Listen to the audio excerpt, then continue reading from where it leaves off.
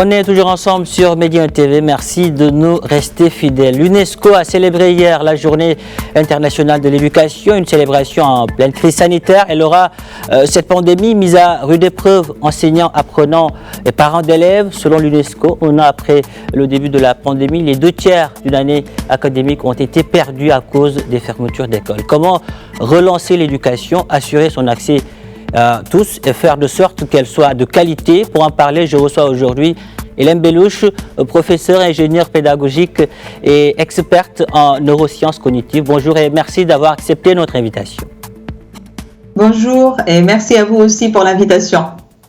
Hélène Bellouche, depuis le début de la pandémie, près d'1 milliard d'enfants et d'adolescents ont été privés d'enseignement. Certains d'entre eux sont toujours confrontés à des perturbations de leur cursus. Hélène Bellouche, quelle lecture faites-vous de ce chiffre de l'UNESCO ? Alors, c'est un chiffre qui est complètement alarmant. C'est désastreux de voir autant d'enfants privés de l'enseignement, de l'accès à l'éducation.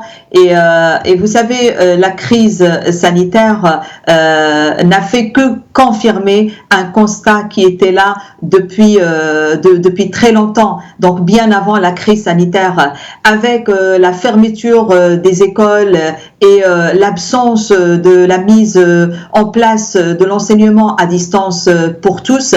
Donc la situation, les disparités, les inégalités ont été accentuées davantage et cela a un impact dévastateur sur aussi bien le niveau des enfants que sur leur avenir, sur le moyen et sur le long terme. Cette année donc, nous avons assisté à la plus grande perturbation de l'histoire, je dirais même de l'éducation, et celle-ci risque d'avoir de terribles conséquences, vous l'avez dit, sur l'avenir de certains enfants, notamment en Afrique. N'y a-t-il pas un risque de décrochage massif ? D'ailleurs, c'est ça l'inquiétude centrale de l'OMS et de l'UNICEF, c'est qu'il y ait un décrochage scolaire massif, parce que le fait que les enfants n'aient pas accès à l'éducation et, comme on l'a dit tout à l'heure, avec une impossibilité pour plusieurs d'avoir accès à l'enseignement à distance. Donc oui, bien sûr, le résultat premier auquel nous serons confrontés, c'est le décrochage scolaire. À cela s'ajoutent aussi d'autres problèmes, à savoir la violence dont les enfants sont victimes dans les foyers. Vous savez, dans certains pays d'Afrique, l'école, c'est aussi un endroit pour s'alimenter correctement et sainement. Pas tout le monde a accès à une alimentation équilibrée. Donc, le fait d'arrêter l'école, de fermer l'école, donc met l'enfance en danger. Donc, et cela va avoir, comme je l'ai dit tout à l'heure, un impact dévastateur sur l'avenir de toute une génération, pour ne pas dire plusieurs générations. Nous l'avons également constaté juste durant cette pandémie, le travail des enfants. On l'a toujours dénoncé, mais il est là encore, il est toujours présent. Oui, vous savez, ce qui encourage, ce qui empêche les enfants de travailler, c'est d'aller à l'école. Donc, si les enfants n'ont plus accès à l'école, donc c'est le travail des enfants qui va reprendre le dessus, c'est la violence qui sera encore accentuée, c'est une mauvaise alimentation, c'est un ensemble de conséquences qui vont impacter justement la personnalité des enfants et l'avenir des enfants.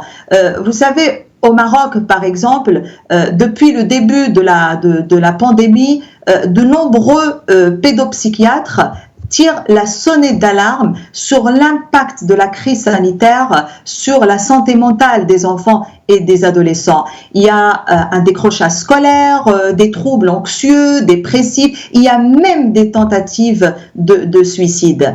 Alors imaginez dans des pays où la pauvreté à un niveau très important, où l'accès à l'école est très difficile, où l'alimentation n'est pas accessible à tout le monde, donc les conséquences seront encore plus dramatiques. Hélène Bellouche, notre système éducatif ne s'était pas préparé à une telle crise. Qu'est-ce que cette pandémie a finalement révélé sur notre système d'enseignement? Alors, vous savez, nous n'avons pas attendu la crise sanitaire pour avoir des révélations. Nous avons plutôt des confirmations. Je parle de notre système d'enseignement, par exemple. Nous savons tous qu'avant la crise sanitaire, notre système d'enseignement était déjà à l'agonie. Il faisait déjà partie des derniers à l'échelle internationale. Donc, la crise sanitaire, avec 2 ans en plus, 2 années chaotiques, je parle d'année scolaire, année universitaire, avec 2 années en plus chaotiques, les disparités se sont accentuées et les inégalités vont s'approfondir davantage. Parce que ce que nous remarquons aujourd'hui, c'est que les enseignants se plaignent d'une baisse de niveau sans précédent des niveaux des élèves, avec aucune disposition mise en place pour faire face à la situation. Certes, le ministère a mis en place des chaînes télévisées pour l'apprentissage, une application TeenMetis pour rendre les cours accessibles au grand public, notamment dans le milieu rural. Néanmoins, ce type d'apprentissage reste passif, à sens unique. Il n'y a pas d'interaction, il n'y a pas d'implication réelle de l'apprenant. Donc, il n'y a pas d'apprentissage. Le ministère, pour faire face à la crise sanitaire, par exemple, cette année, il s'est contenté de répartir les classes en 2 groupes. Ce qui a réduit le taux d'apprentissage de 50%. Donc, nous avons des enfants qui assistent en présentiel à mi-temps, notamment dans le public. Par contre, aucune disposition n'est mise en place pour assurer l'enseignement à distance. Nous le savons tous, cela est dû à plusieurs raisons. Premièrement, l'incapacité des ménages à investir dans l'outil technologique, dans une connexion Internet, l'absence d'outils technologiques dans les établissements éducatifs publics, l'absence de formation des enseignants aux pratiques de l'enseignement à distance ou l'enseignement hybride qui alterne le distanciel et le présentiel. Donc tout cela, bien sûr, va avoir un impact très négatif sur le niveau et sur l'avenir des enfants. J'imagine dans ce contexte, s'appuyer sur la technologie, vous l'avez dit, est une piste sérieuse, je dirais même incontournable pour envisager l'avenir de l'éducation dans le royaume, mais aussi partout sur le continent. Vous savez, aujourd'hui, nous ne pouvons plus faire abstraction de la technologie. Sinon, les futures générations seront écartées dans un monde où les objets connectés, où les algorithmes vont occuper une place prépondérante. La technologie, quand elle est mûrement réfléchie, quand elle est bien utilisée, elle a beaucoup d'avantages. Elle permet aux apprenants, quel que soit leur âge, de gagner en autonomie, puisqu'ils ont la possibilité de travailler en autonomie. Elle permet une flexibilité des apprentissages, une adaptation des apprentissages aux besoins des apprenants. Néanmoins, il ne faut aucunement que l'humain se mette à la disposition au service de la technologie, mais bien l'inverse. Il faut que la technologie soit au service de l'humain, parce que un apprentissage en présentiel avec des interactions humaines, une présence en chair et en os, les expériences sensorielles et les expériences émotionnelles que les enfants vivent, les apprenants de manière générale vivent en présentiel avec les enseignants, avec les pairs, les camarades, représentent une aide précieuse pour apprendre réellement et pour consolider les apprentissages. Donc, l'utilisation de la technologie ne doit pas être seulement une réponse urgente à une situation sanitaire urgente, mais plutôt elle doit faire partie intégrante de tous les systèmes d'enseignement à condition qu'elle soit mûrement réfléchie. Justement, par rapport à l'enseignement à distance, il y a un problème qui se pose, c'est celui concernant l'accès à Internet. Aujourd'hui, dans certaines zones rurales, les enfants n'ont pas de tablette, ils n'ont pas accès à Internet. Comment faire pour relever ce défi de l'égalité des chances? Alors, vous savez, aujourd'hui, nous ne pouvons plus continuer à faire comme si de rien n'était et il faut mettre en place des dispositions radicales pour pouvoir compenser et pour pouvoir corriger ce qui a été fait. Comme vous l'avez dit, de nombreux enfants, notamment dans le milieu rural, n'ont pas accès à Internet.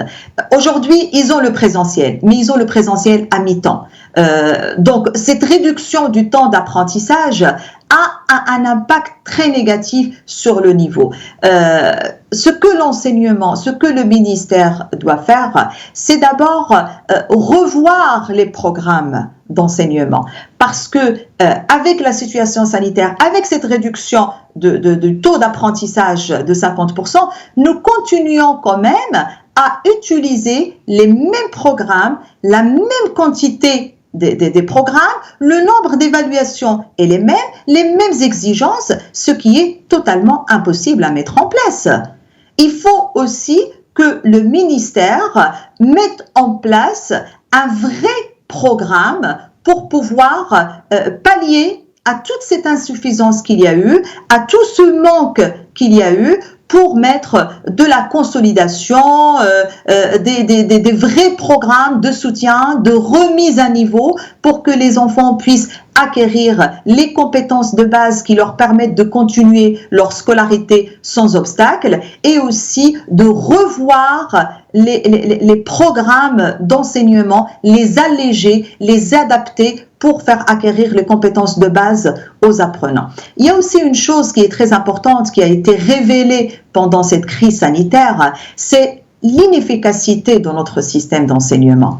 Nous nous sommes rendus compte, plutôt, ça a été encore une fois confirmé, que notre système d'enseignement est complètement déconnecté des besoins de la société. Nous avons un enseignement qui est focalisé plus sur l'accumulation des connaissances que sur l'acquisition des compétences.